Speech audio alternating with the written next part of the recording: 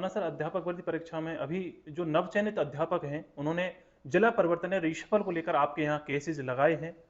क्या कुछ इस केस की कहानी है और क्या इस प्रकार से जिला परिवर्तन हो सकते हैं और आपकी तरफ से इसमें क्या प्रयास किए जा रहे हैं? देखिए, रीशफल का अर्थ ये है कि जिन कैंडिडेट्स के मार्क्स ज़्यादा हैं उनको लेस प्रायोरिटी की डिस्ट्रिक्ट्स मिली हैं, और जिन अभ्यर्थियों के मार्क्स कम हैं उन्हें हायर प्रायोरिटी की डिस्ट्रिक्ट्स मिली हैं। तो ये जो डिस्क्रिमिनेशन हुआ है, इसको ठीक करने को रीशफल कहा जाता है। अब इसमें प्रॉब्लम कहाँ हुई? सबसे पहले एक मेन रिजल्ट आया, उसके बाद अभी इस मार्च के महीने में वेटिंग लिस्ट आई। उसमें जो नंबर कम ज़्यादा थे, डिस्ट्रिक्ट अलॉटमेंट्स में जो डिस्क्रिपेंसी हुई है, इस मामले पे हमने माननीय उच्च न्यायालय जोधपुर पीठ में केस लगाया है। क्या कुछ इसमें ऐसे एविडेंस हैं कि कम मार्क्स वालों को जो है नज़दीक जिला मिल गया और उनसे अधिक मार्क्स वालों को जो प्रायोरिटी थी उनकी वो नहीं मिली है? बिल्कुल, पहले वाली लिस्ट में डिस्ट्रिक्ट अलॉटमेंट्स हुए और हर डिस्ट्रिक्ट में कुछ सीटें खाली रह गई। जब नया रिजल्ट मतलब दोबारा रिजल्ट आया मार्च के महीने में, उसमें कम मार्क्स वाले कैंडिडेट्स को जो डिस्ट्रिक्ट्स में सीट खाली रह गई थी वो मिल गई।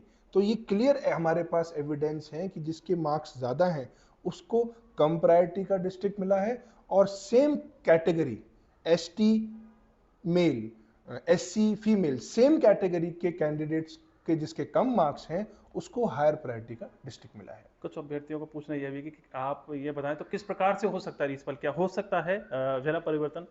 देखिए, स्टाफ सिलेक्शन बोर्ड ने कैंडिडेट्स को पास करके लिस्ट डायरेक्टरेट बीकानेर को भेजी। डिस्ट्रिक्ट अलॉटमेंट करने का काम बीकानेर डायरेक्टरेट का है, बीकानेर निदेशालय का है।